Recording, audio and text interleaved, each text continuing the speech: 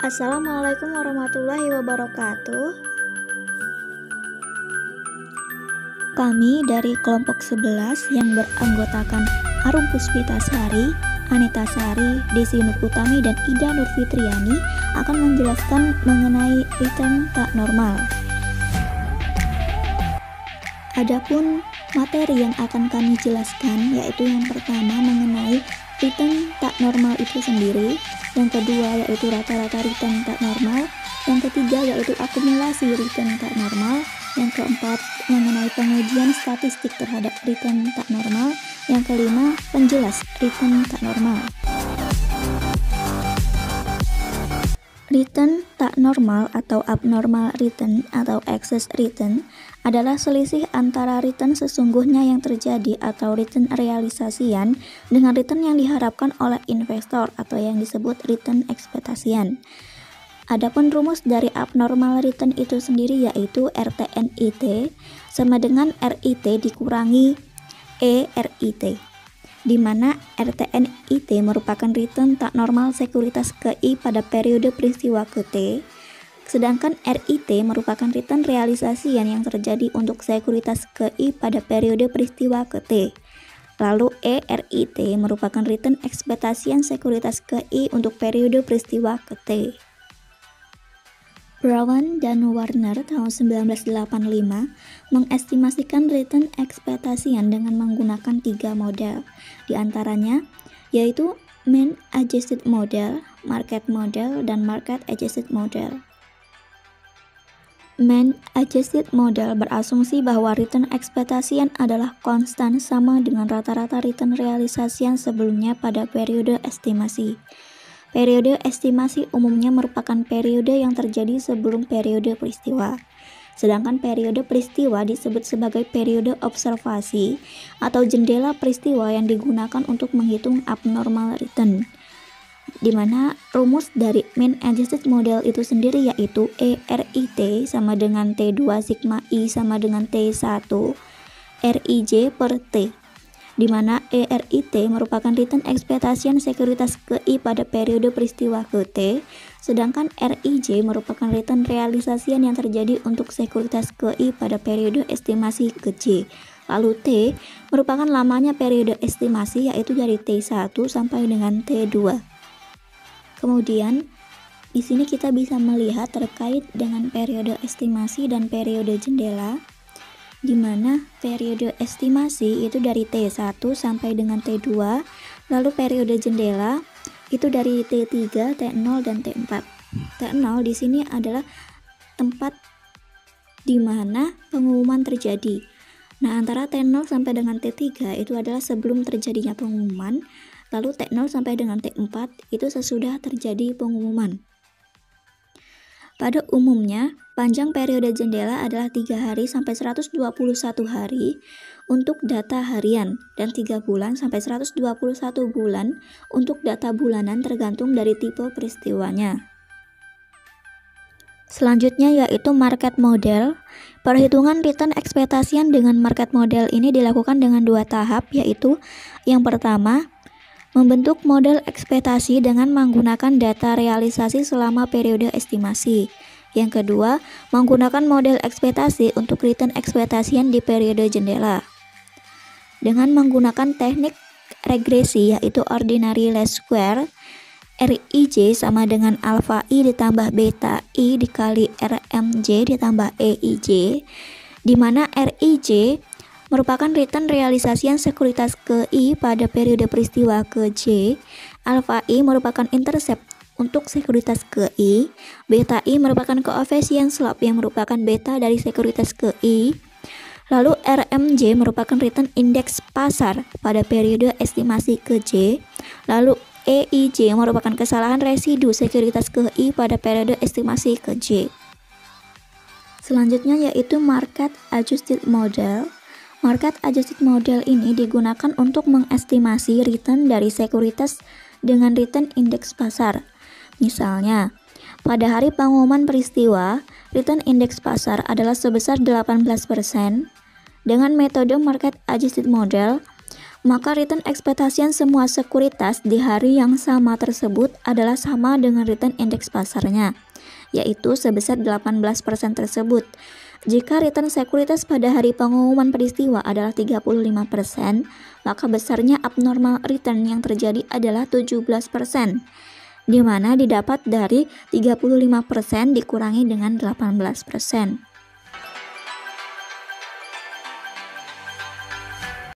Di sini saya akan menjelaskan mengenai rata-rata return tak normal. Diuji dengan rata-rata return tak normal seluruh sekuritas secara cross section untuk tiap-tiap hari di periode peristiwa. Untuk rumusnya yaitu rata-rata return tak normal di periode T sama dengan K sigma I sama dengan 1 RTNI T bagi K. RRTNT merupakan rata-rata return tak normal, RTNIT return tak normal untuk sekuritas ke I pada hari ke T, K jumlah sekuritas yang terpengaruh oleh pengumuman peristiwa.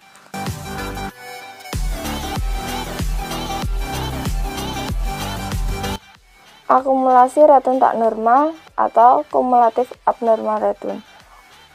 Penjumlahan return tak normal hari sebelumnya di dalam periode peristiwa untuk masing-masing sekuritas. Rumusnya yaitu akumulasi return tak normal IT sama dengan T sigma A sama dengan T3 RTNIA. Untuk ARTNIT merupakan akumulasi return tak normal sekuritas ke I pada hari ke T yang diakumulasi dari return tak normal sekuritas ke I mulai dari awal periode peristiwa T3 sampai hari ke T. RTNIA merupakan return tak normal untuk sekuritas ke I pada hari ke A, yaitu mulai T3 atau hari awal periode jendela sampai hari ke T. Selanjutnya, saya Arum akan menjelaskan mengenai pengujian statistik terhadap return tak normal.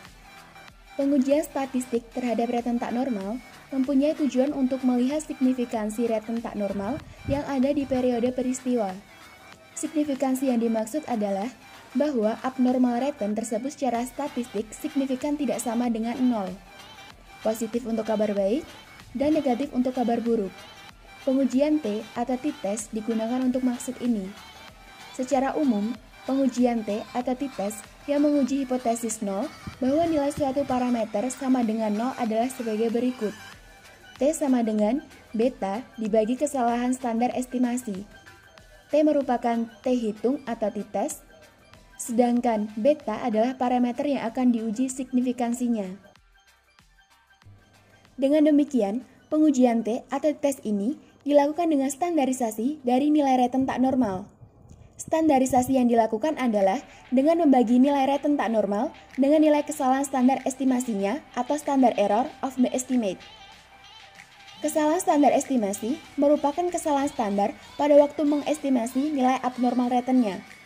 Standarisasi dilakukan untuk return tak normal masing-masing sekuritas. Return tak normal standarisasi untuk sekuritas ke I dapat ditulis sebagai berikut, yaitu RTNSIT sama dengan RTNIT dibagi KSEI. RTNSIT merupakan return tak normal standarisasi sekuritas ke I pada hari ke T di periode peristiwa. RTNIT merupakan return tak normal sekuritas ke I pada hari ke T di periode peristiwa, dan KSEI adalah kesalahan standar estimasi untuk sekuritas ke I. Permasalahan yang timbul adalah nilai kesalahan standar estimasi bagaimana yang dapat digunakan. Beberapa cara telah digunakan untuk menentukan kesalahan standar estimasi yang akan digunakan, yaitu sebagai berikut. Yang pertama, kesalahan standar estimasi ditentukan berdasarkan deviasi standar return selama periode estimasi, dengan nilai standarnya yang digunakan adalah nilai rata-rata returnnya. Kemudian yang kedua, kesalahan standar estimasi ditentukan berdasarkan deviasi standar return selama periode estimasi, dengan nilai standar yang digunakan adalah nilai prediksi returnnya. Kemudian yang ketiga, kesalahan standar estimasi ditentukan berdasarkan deviasi standar return hari ke T secara cross section selama periode peristiwa. Cara pertama dan kedua dilakukan untuk masing-masing sekuritas KI. Cara ke-1 dan kedua ini membutuhkan periode estimasi, sehingga hanya dapat diterapkan untuk model pasar dan modal sesuaian rata-rata, dan tidak sesuai untuk model sesuaian pasar karena model ini tidak menggunakan periode estimasi. Cara ketiga dilakukan secara agregat untuk semua sekuritas atau cross-section. Cara ketiga ini hanya membutuhkan periode peristiwa dan tidak membutuhkan periode estimasi. Oleh karena itu, model sesuaian pasar dapat digunakan untuk cara ketiga ini. Model-model yang lainnya, yaitu model pasar dan model sesuaian rata-rata, dapat juga menggunakan cara ketiga ini. Yang pertama, kesalahan standar estimasi berdasarkan rata-rata return periode estimasi. Cara pertama, menghitung kesalahan standar estimasi berdasarkan deviasi nilai return dari nilai rata-rata returnnya selama periode estimasi dan dapat dirumuskan sebagai berikut. KSEI sama dengan akar T2 sigma C sama dengan T1 dikali RIJ min R bar I pangkat 2 dibagi T1 min 2 dengan keterangan KSEI merupakan kesalahan standar estimasi untuk sekuritas KI, RIJ merupakan return sekuritas KI untuk hari ke-J selama periode estimasi, R bar I merupakan rata-rata return sekuritas KI selama periode estimasi, T1 merupakan jumlah hari di periode estimasi, yaitu dari hari ke T1 sampai dengan hari ke T2. Yang kedua, kesalahan standar estimasi berdasarkan prediksi return periode estimasi. Cara kedua menghitung kesalahan standar estimasi berdasarkan deviasi nilai-nilai return dari nilai estimasinya selama periode estimasi. Dengan demikian, perbedaan cara pertama dan kedua dalam menghitung kesalahan standar estimasi terletak di standar yang digunakan untuk mengukur penyimpangan return-returnnya selama periode estimasi. Di cara pertama, nilai standar yang digunakan adalah nilai rata-rata returnnya, sedangkan di cara kedua, nilai standar yang digunakan adalah nilai estimasi returnnya. Cara kedua ini dapat dirumuskan sebagai berikut. KSEI sama dengan akar T2 sigma I sama dengan T1 dalam kurung RIJ min E dalam kurung RIJ kuadrat dibagi T1 min 2 dengan keterangan KSEI merupakan kesalahan standar estimasi untuk sekuritas KI, RIJ merupakan return sekuritas KI untuk hari ke-J selama periode estimasi, E dalam kurung RIJ merupakan estimasi return sekuritas KI untuk hari ke-J selama periode estimasi, dan T1 merupakan jumlah hari di periode estimasi, yaitu dari hari ke T1 sampai dengan hari ke T2. Kesalahan standar estimasi, baik dengan cara pertama maupun cara kedua, dihitung dengan nilai-nilai di periode estimasi. Kesalahan standar estimasi ini dapat disesuaikan dengan nilai return indeks pasar di periode peristiwa. Hasil dari penyesuaian ini disebut dengan kesalahan standar peramalan yang dapat dirumuskan sebagai berikut. KSPIT sama dengan KSEI akar 1 ditambah 1 per T1 ditambah RMT min R bar M kuadrat dibagi T2 sigma J sama dengan T1 dikali RMJ min R bar M kuadrat. Dengan keterangan, KSPIT merupakan kesalahan standar peramaran sekuritas KI hari ke T di periode peristiwa. KSEI merupakan kesalahan standar estimasi untuk sekuritas KI. RMT merupakan return indeks pasar hari ke T di periode peristiwa. RMJ merupakan return indeks pasar hari ke J di periode estimasi. R bar M merupakan rata-rata return indeks pasar selama di periode estimasi. T1 merupakan jumlah hari di periode estimasi, yaitu hari ke T1 sampai dengan hari ke T2. Untuk yang selanjutnya, saya Anita Sari akan menjelaskan materi tentang kesalahan standar estimasi secara cross-section. Cara ketiga dari perhitungan kesalahan standar estimasi berdasarkan pada deviasi standar return tak normal dari K sekuritas secara cross-section untuk setiap hari di periode peristiwa.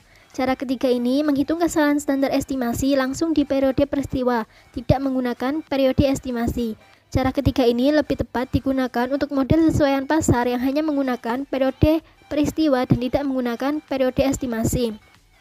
Rumusnya yaitu KSET sama dengan akar sigma K I sama dengan 1 dalam kurung RTNIT dikurangi RTN bar kuadrat dibagi K-1 dikali 1 per akar K, di mana KSET sama dengan kesalahan standar estimasi untuk hari ke T di periode peristiwa.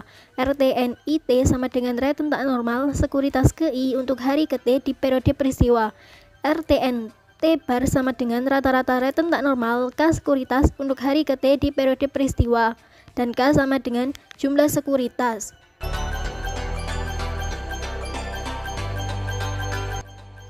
Selanjutnya tentang penjelasan return tak normal. Beberapa penelitian berusaha untuk menemukan faktor-faktor spesifik perusahaan yang dapat menjelaskan terjadinya abnormal return tersebut. Untuk menjawab pertanyaan ini, teknik regresi banyak digunakan. Akumulasi return tak normal atau ARTN digunakan sebagai dependent variable dan faktor-faktor spesifik perusahaan digunakan sebagai independent variable, yaitu sebagai berikut. ARTNI T4 sama dengan F dalam kurung faktor-faktor spesifik perusahaan. Keterangannya, ARTNI T4 sama dengan akumulasi return tak normal pada hari terakhir di periode jendela, yaitu pada hari ke T4 untuk perusahaan ke I. Akumulasi return tak normal ini juga dapat dihitung dengan menjumlahkan semua return tak normal dalam periode jendela untuk masing-masing perusahaan ke I. Misalnya, suatu studi peristiwa tentang pengumuman perubahan laba menunjukkan bahwa perubahan laba mendukung informasi, yaitu terdapat adanya abnormal return di sekeliling tanggal pengumuman perubahan laba tersebut.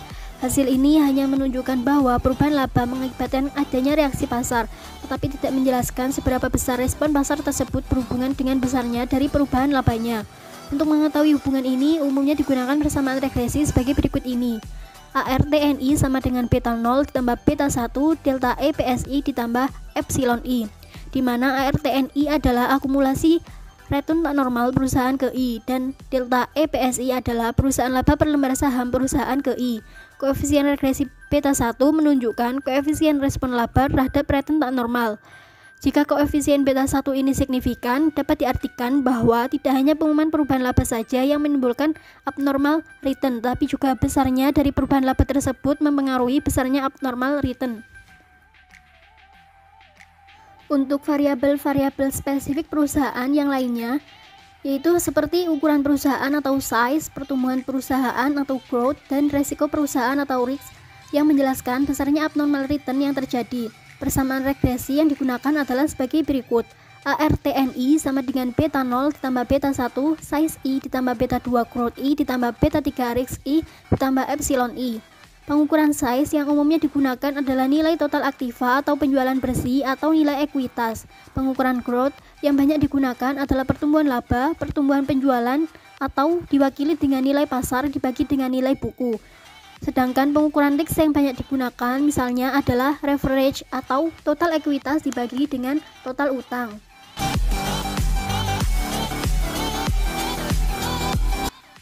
Selanjutnya yaitu review jurnal terkait materi return tak normal. Adapun judul jurnal yang kami review itu analisis perbedaan abnormal return sebelum dan sesudah peristiwa politik pada saham perusahaan LQ45 di BEI. Ditulis oleh Randi Hidayat pada tanggal 2 Juni 2018 dan diterbitkan di Jurnal Ilmu Manajemen volume 7.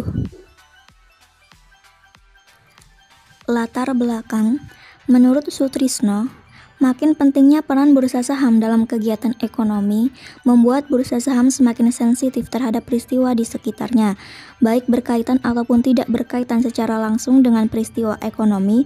Peristiwa-peristiwa politik dapat memberikan dampak positif maupun negatif terhadap penilaian para investor dan calon investor asing maupun lokal. Dari segi pasar saham, situasi politik yang kondusif akan membuat harga saham naik. Dalam penelitian ini, peristiwa menarik sebagai kegiatan politik pada masa pemerintahan Presiden Joko Widodo dan Wakil Presiden Yusuf Kala yang memiliki pengaruh kepada kegiatan politik di Indonesia yaitu: pertama, peristiwa aksi 212 di mana aksi demo tersebut telah memberikan dampak kurang bagus kepada IHSG di penghujung tahun. Kemudian, peristiwa kedua yaitu kedatangan Raja Salman. Dalam peristiwa tersebut, dengan datangnya pemilik dana dari Arab akan membuka mata mereka tentang kemungkinan untuk berinvestasi di Indonesia, dan itu akan berdampak baik untuk investasi di Indonesia. Hal tersebut mendorong peneliti untuk meneliti analisis perbedaan abnormal return sebelum dan sesudah peristiwa politik pada saham perusahaan LQ45 di BEI.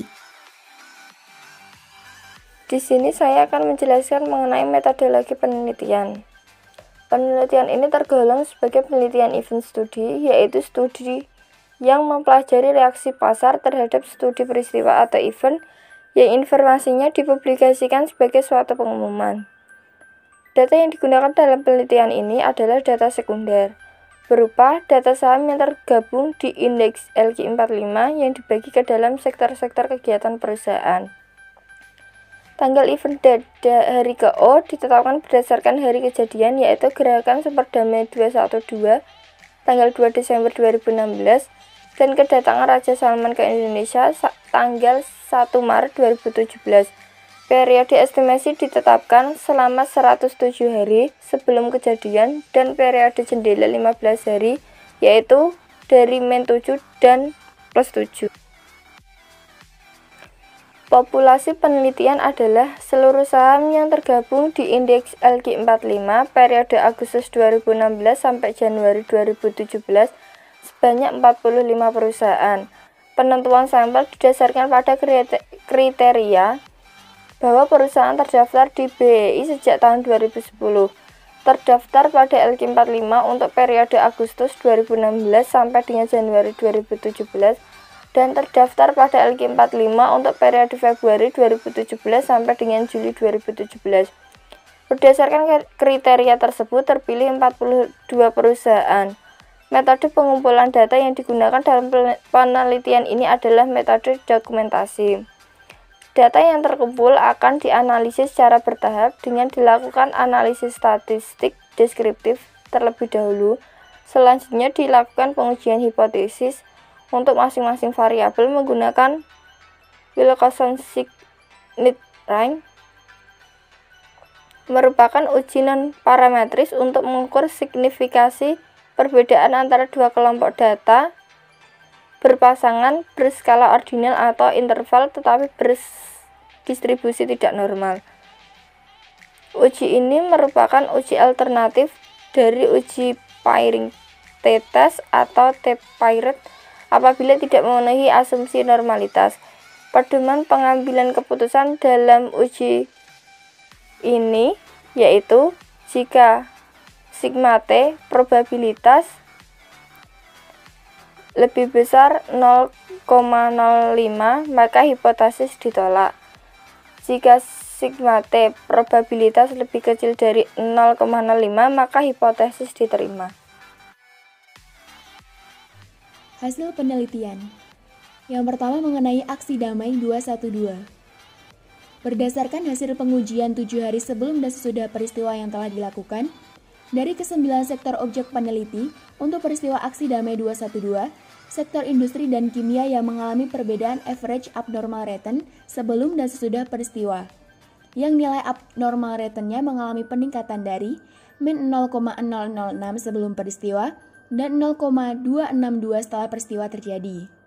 Serta dari 42 perusahaan yang ada, terdapat 12 perusahaan yang mengalami perbedaan abnormal return yang terdiri dari 7 perusahaan yang mengalami peningkatan, yaitu ADHI, ASRI, BMRI, LPKR, BBNI, INTP, dan SMGR. Dan 5 perusahaan mengalami penurunan, yaitu PWON, MYRX, ANTM, CPIN, dan WSKT. Yang kedua mengenai peristiwa kedatangan Raja Salman.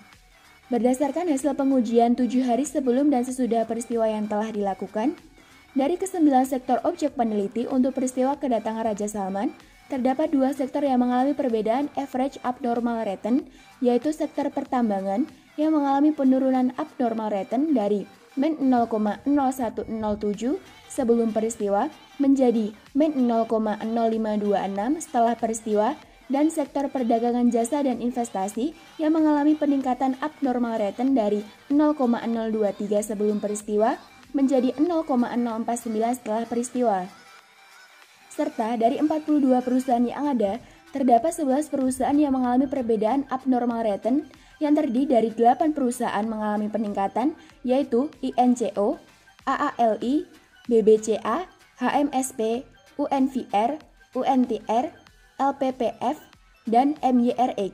Dan 3 perusahaan mengalami penurunan, yaitu ELSA, AKRA, dan MNCN.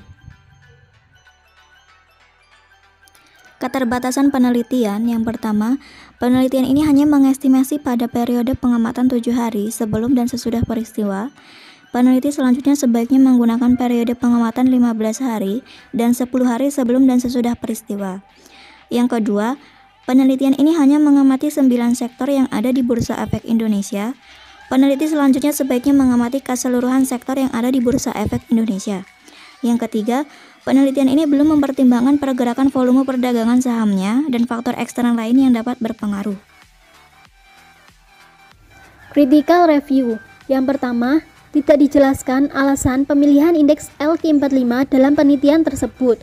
Kemudian yang kedua, tidak disebutkan seluruh nama perusahaan yang dijadikan sebagai sampel dalam penelitian tersebut, melainkan hanya menyebutkan nama perusahaan yang mengalami perbedaan abnormal return sehingga pembaca tidak mengetahui apa saja nama perusahaan yang tidak mengalami perbedaan abnormal return pada kedua peristiwa tersebut.